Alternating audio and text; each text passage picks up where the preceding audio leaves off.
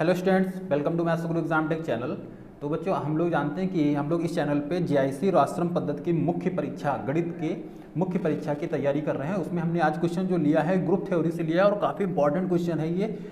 कई बार पूछा गया है 1993, 96, 98, 2006, 12 और एक बार ये बीएचयू में भी पूछा गया। तो ये बहुत इंपॉर्टेंट क्वेश्चन है और क्वेश्चन कह रहा है कि इफ़ जी से जी डैश पे एक होमोमॉर्फिज्म ग्रुप है और उसकी आइडेंटिटी जो है ई और ई डैश हैं, तो ये हम लोगों को वैल्यू फाइंड करनी है कि F equal to E dash होता है और एफ एक्स का होल इन्वर्स जो होता है वो एफ एक्स इन्वर्स के इक्वल होता है। ये दो कंडीशन प्रूव करनी है और काफ़ी महत्वपूर्ण जो दोनों टॉपिक हैं ये प्रूव करने हैं और इसको अब आसानी से समझ सकते हैं। अगर आपने कभी भी इसको मतलब थोड़ी भी अगर आपको दिक्कत कोई हुई है तो आप अगर वीडियो को अच्छी तरीके से देख लेंगे तो आपको पक्का समझ में ये आ जाएगा कि कैसे इसको हम लोग प्रूव करेंगे, है ना। और देखिए, सबसे पहले तो अगर अब इसे तो आप सब कुछ जानते होंगे ना, आप लोग पढ़ के तो आए।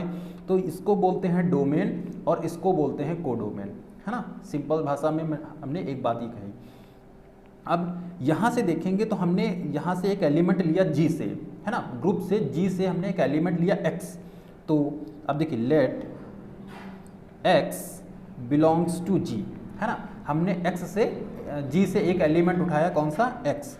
अब अगर हम इसकी इमेज ले लेंगे, है ना, यानी कि इसकी फंक्शनल वैल्यू जब लेंगे एफ एक्स, हम जब फंक्शनल वैल्यू लेंगे तो ये कहाँ चला जाएगा, कोडोमेन में चला जाएगा। इसका मतलब वो कहाँ चला जाएगा, जी डैश में जाएगा, है ना। सिंपल भाषा में समझ गए ना कि यहाँ से हमने एक एलिमेंट उठाया था एक्स और उसकी जो हम लोग इमेज लेंगे तो कहाँ पहुँच जाएगी, कोडोमेन में पहुँच जाएगा। तो इसका मतलब एफ एक्स किससे बिलोंग हो जाएगा, जी डैश से। इतनी बात आपको समझ में आ गई होगी।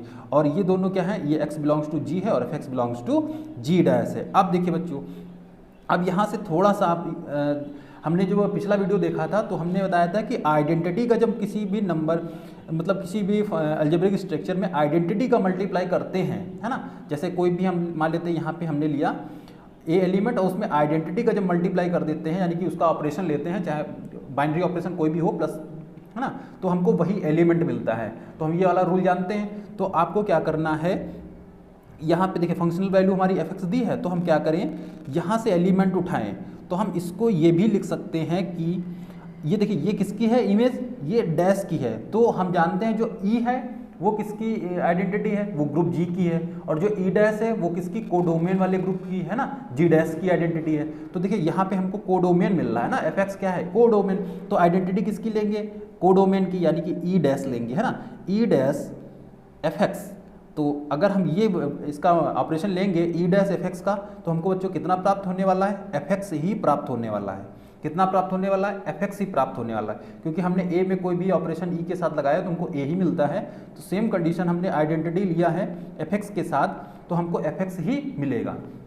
अब बच्चों यहाँ पे देखिए, यहाँ पे फंक्शनल वैल्यू एफ एक्स की है और अगर हम इसके एलिमेंट की आइडेंटिटी ले लें, है ना, इमेज के बाद की बात है ना, सॉरी इमेज के पहले की बात, हमने इमेज लिया उससे पहले की बात। तो इस एक्स वाले में भी तो एक आइडेंटिटी छुपी हुई है भाई, एक्स की आइडेंटिटी, एक्स और ई, ये एक्स और सॉरी ई है ये ना, ई की जो आइडेंटिटी है दोनों कहाँ छुपे हैं, जी में। तो यहाँ पे एक्स के लिए भी तो एक आइडेंटिटी है, तो हम अगर इसमें चाहें तो इसमें हम एक आइडेंटिटी इसमें लिख सकते हैं। और अब हम जानते हैं इसको हम क्या लिख सकते हैं, इसको हम लिख सकते हैं बच्चों कितना, F E into F x, है ना। इसको लिख सकते कि नहीं लिख सकते, ये तो आसानी से समझ गए होंगे।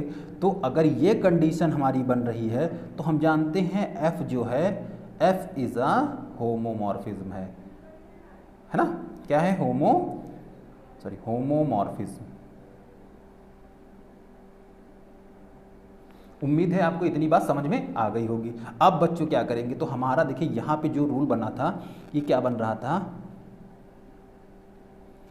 जो बना था E dash F X is equals to F E dot F X by the cancellation law, by the cancellation law. और ये बच्चों कौन सा ये कैंसिलेशन लॉ है, राइट हैंडेड। कौन सा है ये, यहाँ लिख देते हैं, ठीक है, राइट, है ना। आप ऐसे भी लिख सकते हैं, इसे राइट लगाना चाहे लगा दें।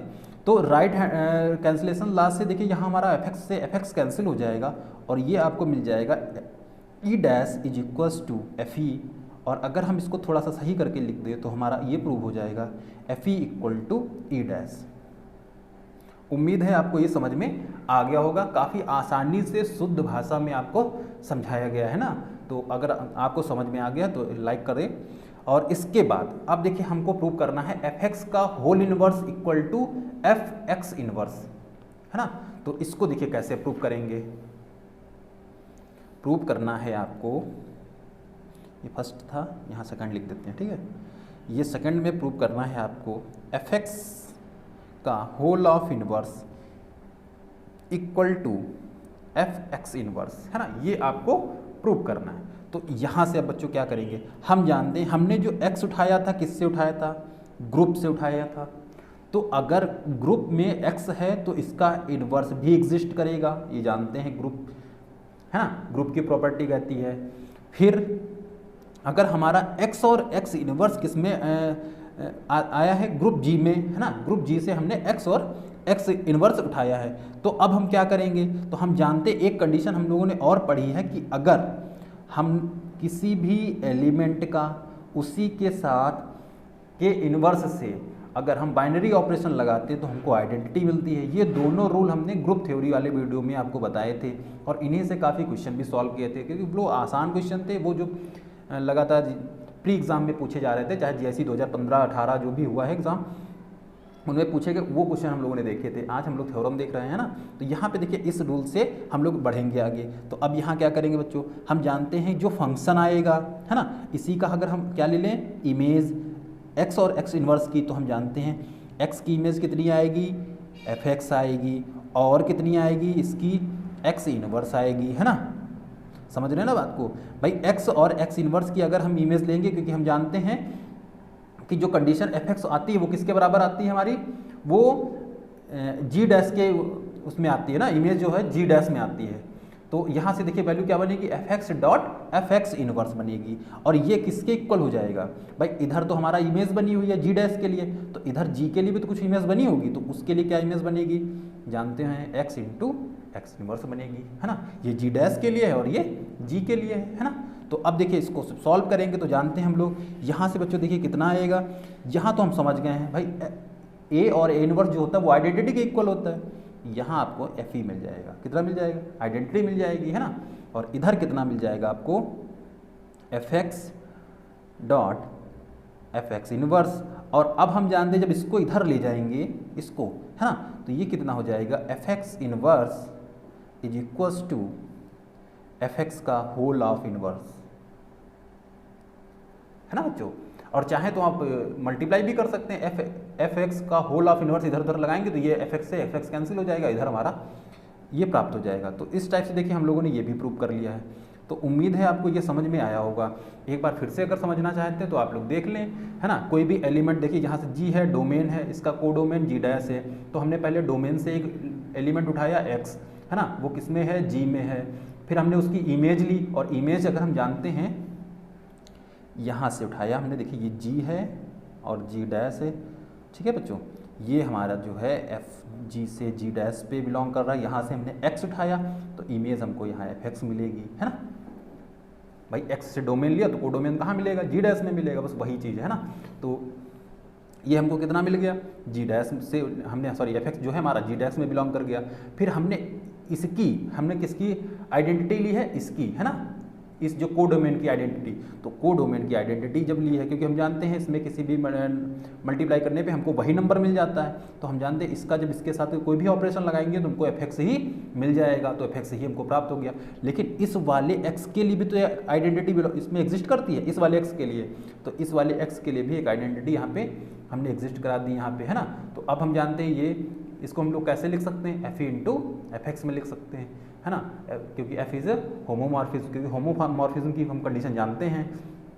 तो उस होमोमॉर्फिज्म की कंडीशन क्या कहते हैं कि इस कंडीशन को हम इस टाइप से भी लिख सकते हैं, है ना। तो अब क्या करेंगे, अब देखिए पहला वाला तो लगभग प्रूव ही हो गया हमारा, क्योंकि अब जब वैल्यू रखेंगे इसके इक्वल तो यहाँ से राइट कैंसिलेशन ला लगाएंगे तो यहाँ से fx कट जाएगा, तो हमारा e डैश जो है वो क्या हो जाएगा, fe के बराबर हो जाएगा, और यही हमको पहला वाला प्रूव करना था।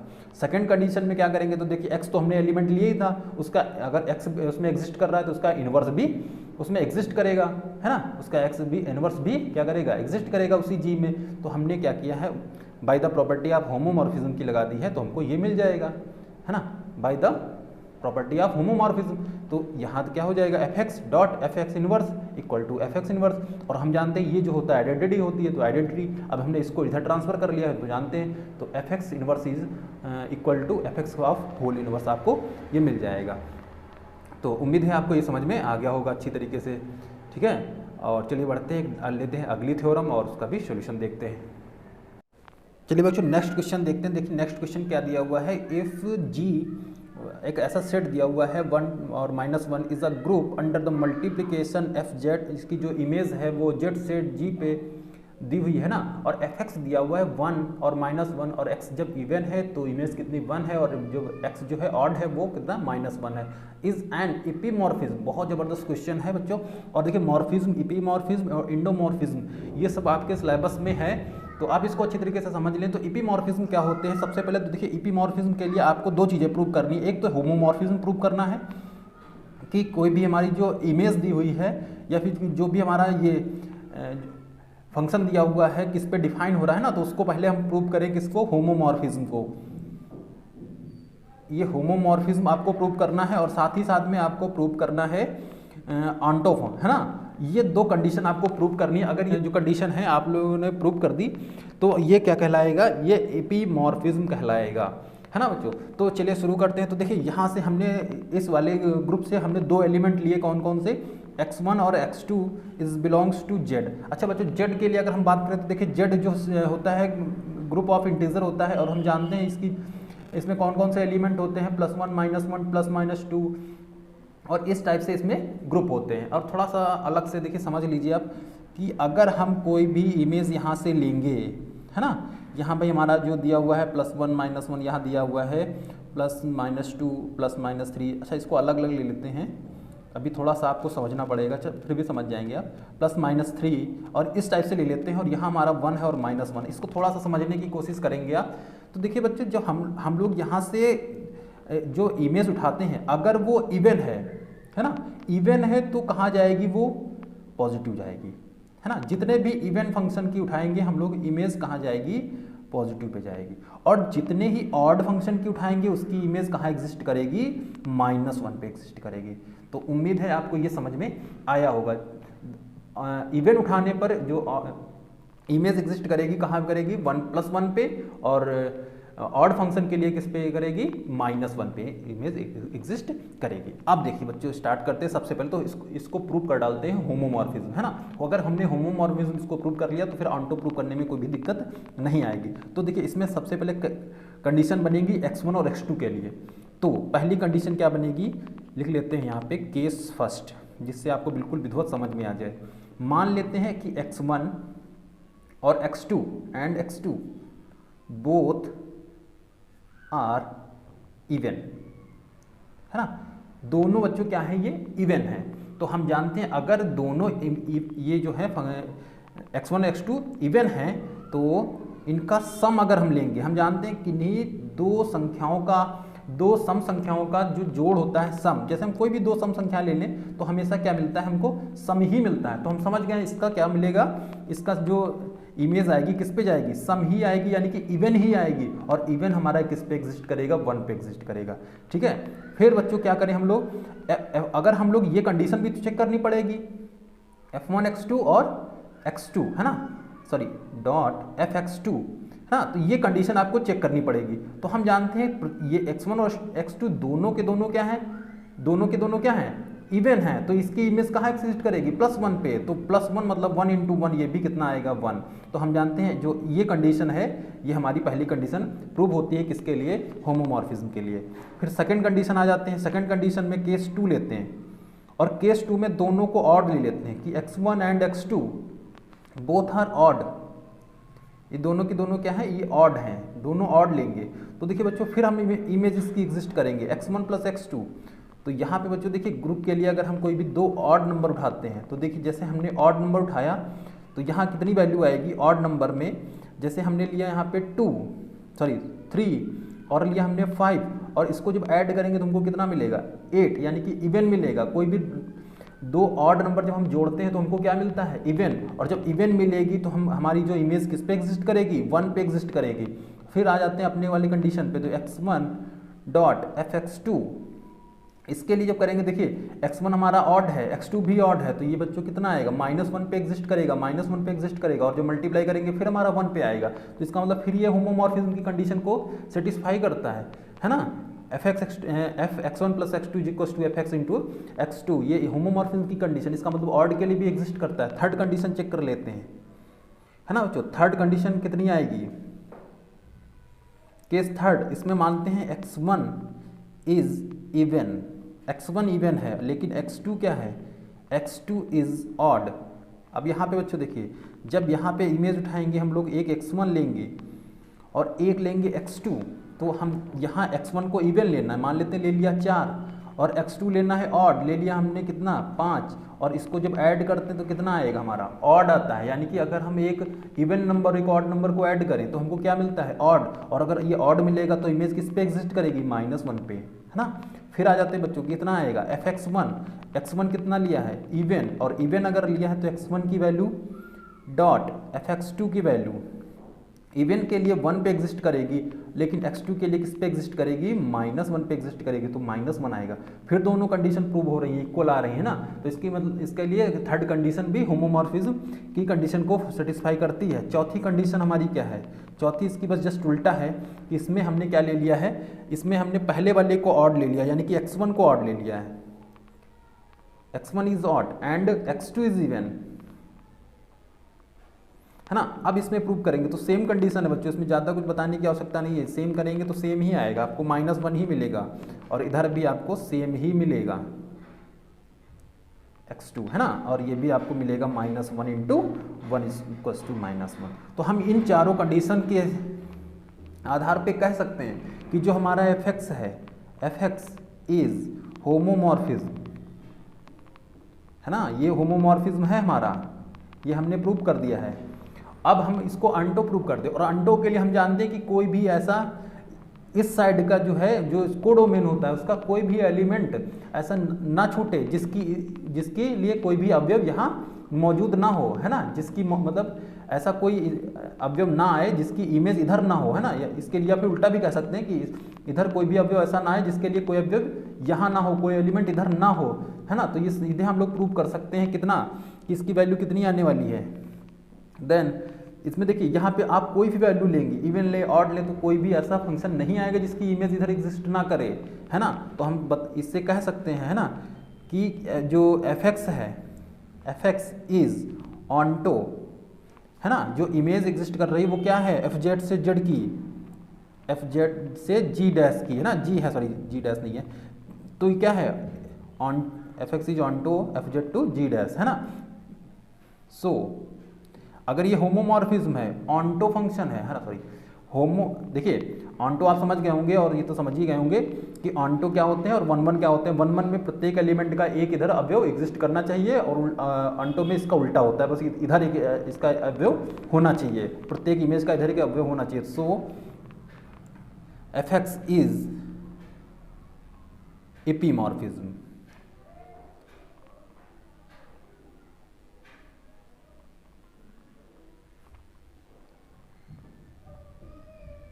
क्या हो गया, दिख नहीं रहा है, सॉरी m है ये, है ना, एपीमॉर्फिज्म, है ना। तो ये हम लोगों ने इसको प्रूव कर लिया है। तो उम्मीद है आपको ये क्वेश्चन समझ में आ गया होगा। एक बार अगर आप समझ में नहीं आया है तो एक बार आप देख लें कि कोई भी अगर हमारा ग्रुप इस टाइप से दिया हुआ है, बिल्कुल देखिए शुद्ध भाषा में समझाया, कहीं भी देखेंगे तो आपको इतना स्पष्ट नहीं समझ में आएगा, ठीक है। तो अंडर द मल्टीप्लिकेशन fz से g पे एक ग्रुप दिया हुआ है, fx देखिए x 1 पे जब आता है जब x इवन होता है, और -1 पे तब जाता है जब x ऑड होता है, सीधी बात। हिंदी में सुनना चाहते हो तो इस सम है, ये विषम है, और इसको एपीमॉर्फिज्म प्रूव करना है। एपीमॉर्फिज्म प्रूव करना है मतलब होमोमॉर्फिज्म और ऑन्टो प्रूव करना है। और हमने यहाँ से 2 एलिमेंट ले लिए, x1 x2, और x1 x2 के लिए ही प्रूव करेंगे। और हम जानते हैं z के अंदर जो भी एलिमेंट आए उसको आप लिख लें।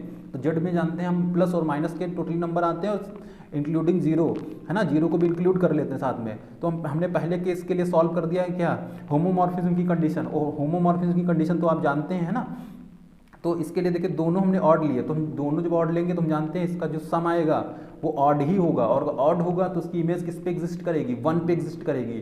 फिर अलग अलग अगर इमेज लेंगे तो 1 इधर भी आएगा, पहला भी ऑड इवन है और दूसरा भी इवन है, तो पहले की इमेज भी 1 पे और दूसरे की इमेज भी 1 पे, 1 1 का मल्टीप्लाई करेंगे तो 1, तो हम समझ गए दोनों की वैल्यू क्या है, इक्वल है। पहली केस प्रूव किया। फिर दूसरा x1 और x2 दोनों क्या है, ऑड हैं, तो ऑड का हम जानते हैं जब कोई दो ऑड नंबर ऐड करते हैं तो हमको इवन मिलता है, और ऑड नंबर हम जब इवन मिलेगा तो उसकी इमेज किस पे एग्जिस्ट करेगी, 1 पे, और दो ऑड नंबर का जो मल्टीप्लाई करेंगे, यहाँ पे देखिए ऑड का इमेज -1 पे आएगी, ऑड की इमेज -1 पे आएगी, दोनों का मल्टीप्लाई +1 हो जाएगा, तो ये भी आपका प्रूव हो जाएगा। और इस टाइप से थर्ड वाली कंडीशन तो आप देख ही सकते हैं कि एक इवन है एक ऑड है, तो एक इवन और एक ऑड लेने पर क्या बनता है हम समझ रहे हैं, एक इवन लिया है हमने एक ऑड लिया है, तो समझ रहे हैं क्या मिलता है, ऑड मिलता है।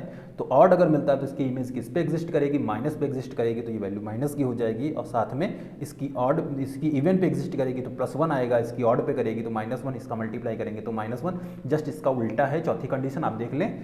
तो इस टाइप से हम लोगों ने किसी भी ग्रुप को होमोमॉर्फिज्म ग्रुप और ऑन्टो ग्रुप को इपीमॉर्फिज्म प्रूव कर दिया है ना। तो ये ज़बरदस्त, दोनों के दोनों क्वेश्चन ज़बरदस्त हैं, आप देख लें इनको। अगर कोई भी इसमें समझने में दिक्कत है तो आप बताएं, और आप ई बुक का टोटली सोल्यूशन कर लें, और उसमें भी जो थ्योरम्स आपको समझ में नहीं आ रही या कोई भी थ्योरम थोड़ी टफ है तो उसको आप बताएंगे, तो उसको जितना हो सकेगा उसको सरल भाषा में समझाने की कोशिश की जाएगी। धन्यवाद, थैंक यू।